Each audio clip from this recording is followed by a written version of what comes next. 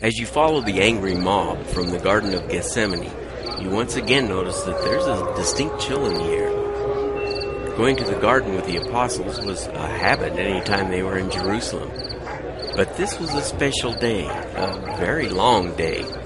It's now about midnight, and it's getting pretty cold, but it doesn't make any difference now anyway. All of the apostles except for two have forsaken Jesus.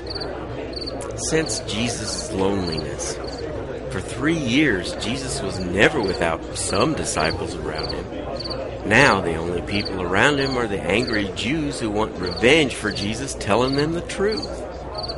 You should also be sensing fear in the pit of your stomach. After all, you're only about 5 feet away from a club-wielding mob with distorted, rage-filled faces. They're coming through Solomon's portico right now. Oh, Jesus loved this place. This is where Jesus could interact with all of his devoted followers, both Jews and Gentiles. Likely he'll never pass this way again. Sadness overcomes you and washes over your entire body.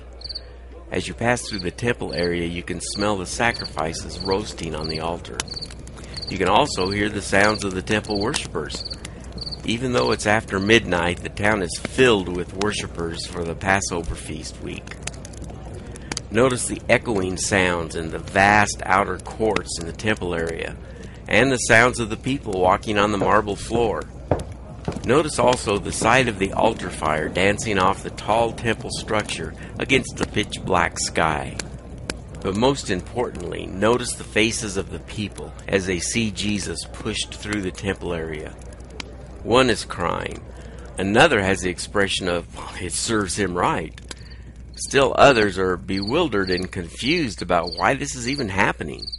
Rabbi Jesus touched everyone's life in some way or another. Now he's being punished for giving light to the city that he loves so much. No greater irony has ever been.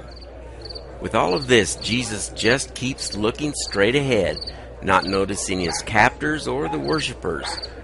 Even with his hands bound, he walks with dignity and purpose. It's like he had a destiny to fulfill. I think that this really enraged the mob even more. Oh, they could handle some sort of resistance, well, like what Peter did in the garden with Caiaphas' servant. But not this blasphemer acting like a lamb going to slaughter. The mob is now on the road that separates the poor lower city from the well-to-do upper city. By now, word has gotten out, and entire families are outside their houses. It's funny. Most of the people on the left side of the street are sad, bewildered, or crying. And most of the people on the right side of the street seem smug and satisfied. The group is just about to Caiaphas' palace. You overheard someone talking about trying Jesus before the high priest. They take Jesus into the palace. You immediately notice the warmth and the smell of a lived-in house. You also notice that the angry mob has toned it down out of respect for the high priest and his sacred house, I suppose. You feel disgust welling up inside of you at the thought that these hypocritical Jews respect the high priest's house more than they do the Father's house, the temple.